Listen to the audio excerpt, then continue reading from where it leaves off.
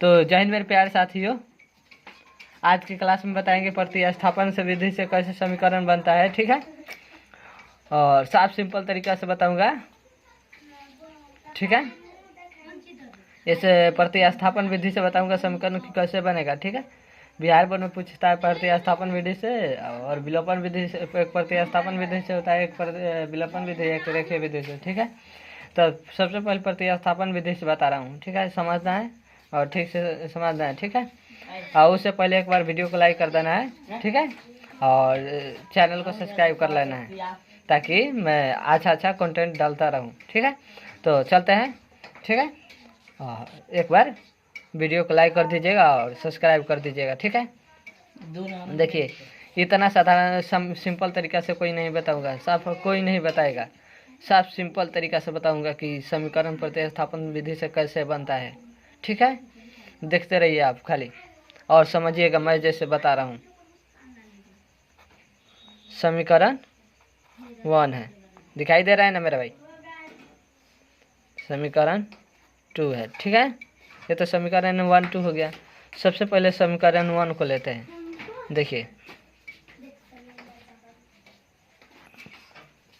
3x + 4 = 10। ठीक है, तो सबसे पहले x का मान निकालते हैं।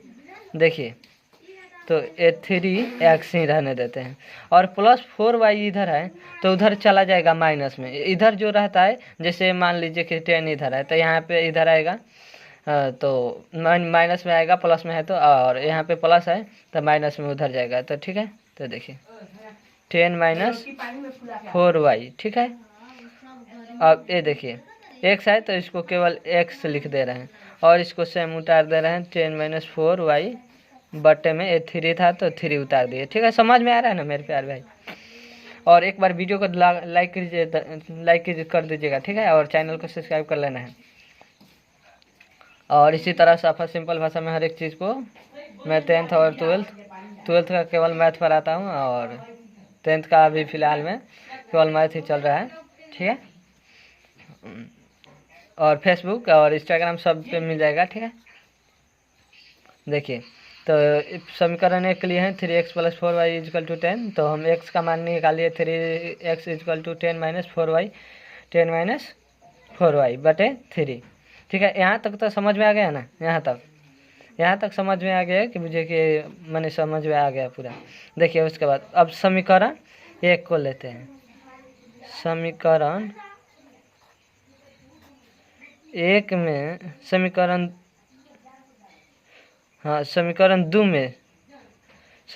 2 में x का मान रखने पर, देखिए समीकरण 1 चाहे समीकरण 2 कोई रखिए, उसे कोई मतलब नहीं, इससे में आंसर आता है। ठीक है, देखिए तो समीकरण हम क्या रखें, समीकरण 2 रखें। तो समीकरण 2 कौन है, 2x - 2y = 2। ठीक है,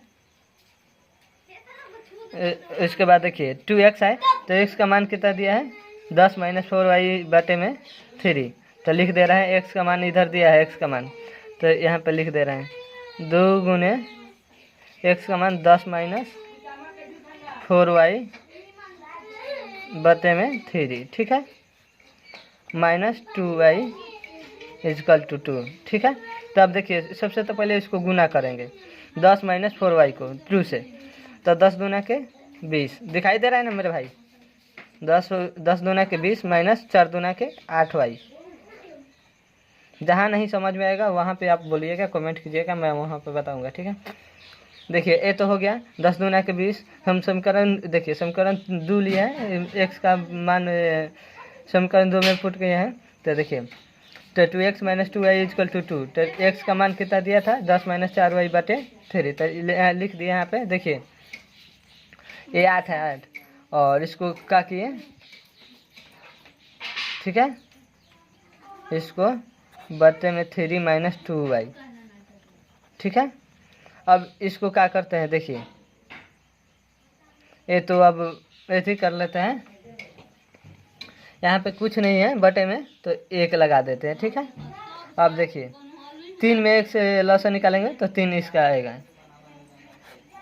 अब 3 में 3 से भाग करेंगे तो 1 आएगा। तो 1 में 20 से करेंगे तो 20 माइनस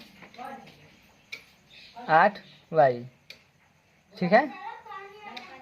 उसके बाद माइनस 1 में 3 से भाग करेंगे तो 3 3 दूना के 6y, ठीक है, बटे में 2। और ए माइनस माइनस प्लस हो जाएगा, माइनस माइनस प्लस, तो 8 6 14 को जोड़ देंगे, 8 हुआ 6 14 को जोड़ 14 को हो जाएगा, तो 20 माइनस 14y बटे में 3 इक्वल टू 2, ठीक है। यहाँ तक समझ में आ रहा है ना मेरे भाई, ठीक है। देखिए 20 माइनस 14y बटे में 3 इक्वल टू 2, तो अब ये बटे में इधर है और उधर तो 3 दूना के 6 कर देंगे, बराबर में उधर 2 है तो इसे मल्टीप्लाई कर देंगे 3 में 2 से, तो 3 दूना के देखिए पहले 20 माइनस 14y इक्वल टू 3 दूना के 6, समझ में आ रहा है ना। अब देखिए इसको क्या करेंगे अब, ठीक है, समझ में आ रहा है ना मेरे भाई है।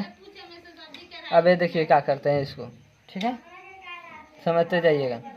20 में से 14 जाएगा तो कितना बचेगा मेरे भाई, 20 में से 14 जाएगा तो बचेगा यहाँ पे 6y, और एक क्या बचा है 6, ठीक है। अब इससे इसको काट दिए, 1 आ गया यहाँ पे 1। अब यहाँ पे देखिए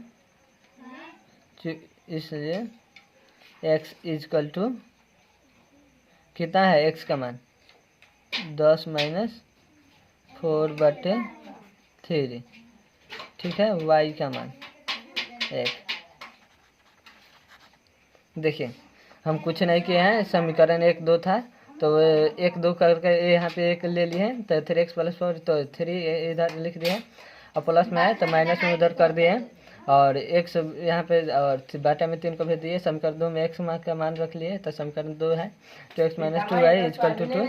तो देखिए समीकरण x का मान निकला है, तो x का मान यहाँ पे पुट कर दिए हैं और बना दिए यहाँ पे सेम चीज़ रख दिए 2y इक्वल टू 2। तो 10 दूना के 2 में 20, 10 से गुना कर दिए, तो 10 दूना के 20, 4 में 8, 2 से गुना करे हैं 8y माइनस 2y, तो बटे में यहाँ पे कुछ नहीं था तो हम 1 लिख दिए और इक्वल टू 2, ठीक है। तो उसके बाद क्या किए हैं, 3 1 का एलसीएम ले लिए तो 3 आया है, तो 3 में 3 से भाग किए हैं तो 1 आया है, 1 में 20 से तो 20 और 8y ये वैसे ही रहने दिए हैं। और देखिए 1 में 3 से भाग करेंगे तो 3 आएगा, 3 में 2 से तो 3 दूना के 6 इक्वल टू 2, ठीक है।